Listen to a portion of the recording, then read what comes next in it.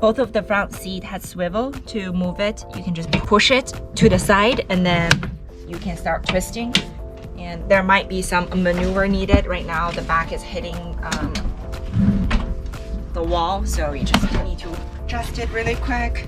Also need to jack this up because right here we can see the plastic is being pushed out, so we need to lift the seat up.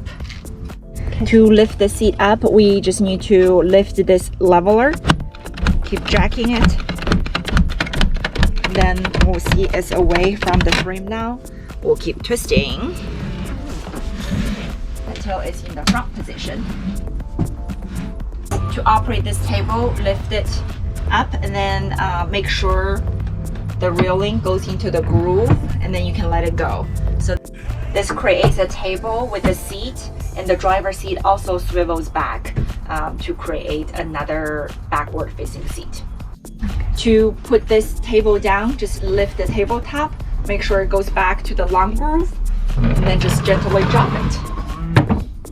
Underneath the sink is where we store all the cookware, the pots, pans, and coffee machine. Everything is under here. And all the drawers and cabinets in this van works the same. So there's a mechanism right here. You can use a finger to lift it up, close it, and then drop it. Now it's in the lock position. All the drawers are locking the same way as well. Over here, we have a drawer full of cookware, pots, pans, silverware stocked for you. And again, to close it, just move it to the side. After it's closed, let it go. Now it's in the lock position. Right here is a 12-volt fridge. Up here is a freezer. And this tray does move out, so you can get things easier. The battery and inverter system is located in this cabinet on the very bottom. As you can see, currently the 12-volt light is on, and to turn it on and off, there's a button here. You can just easily tap it once. Light goes off. That means the 12-volt is off. So nothing really works in this van right now because the fan itself and the fridge are also connected to the 12-volt.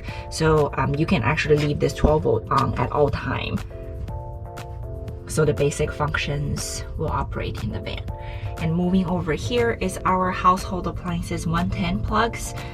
We normally leave this off, and especially when there's nothing needed to conserve battery. If you need to use hot water heater, there is a plug right here, and we labeled it water heater. So you just need to work, but make sure to turn this off when you're not using it. I left it unplugged just so people don't accidentally press that button and drain the battery really fast. Over here, there are some USB-C and USB-A charging ports. You can charge your phone or camera directly from here, your speakers. Over here, this one has 2 solar panels. So when it's sunny outside, the battery unit itself will be charged via solar panel. And on the back of this van, we actually have an external plug, which I will show you guys here in a second.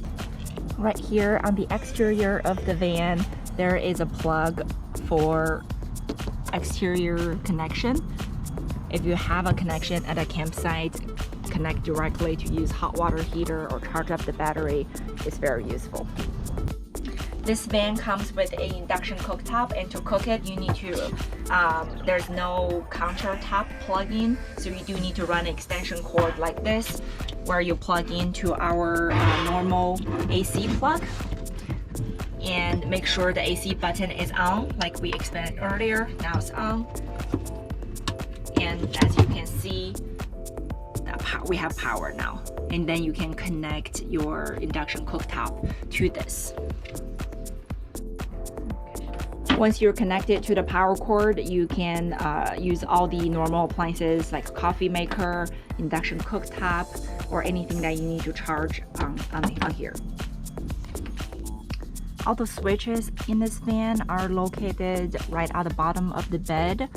Everything is labeled, very self-explanatory. If you are using the van with food in the fridge, just make sure this fridge button is turned on at all times so your food don't get spoiled. With the vent fan, when this button is on, you can directly control the fan from the unit itself.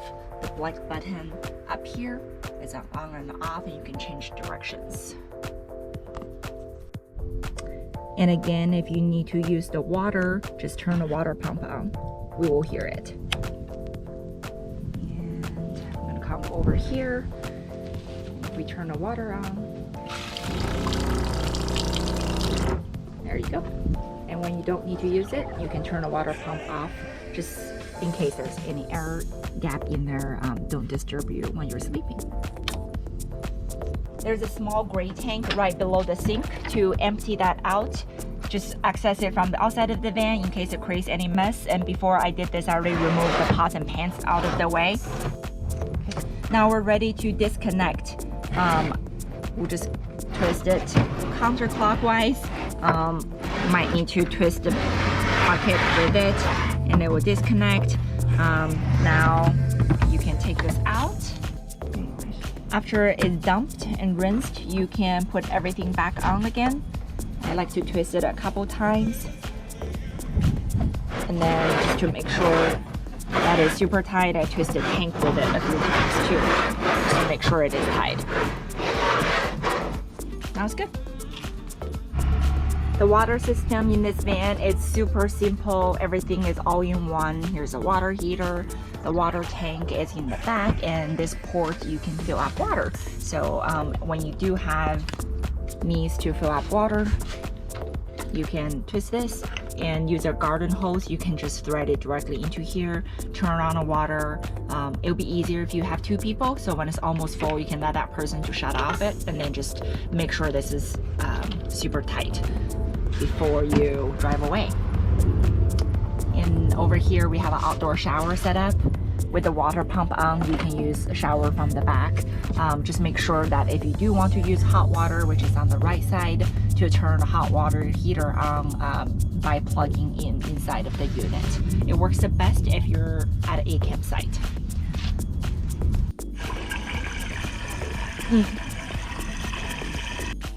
There is no water gauge in this van, but it's actually really easy to see where the level is through the holes on the side.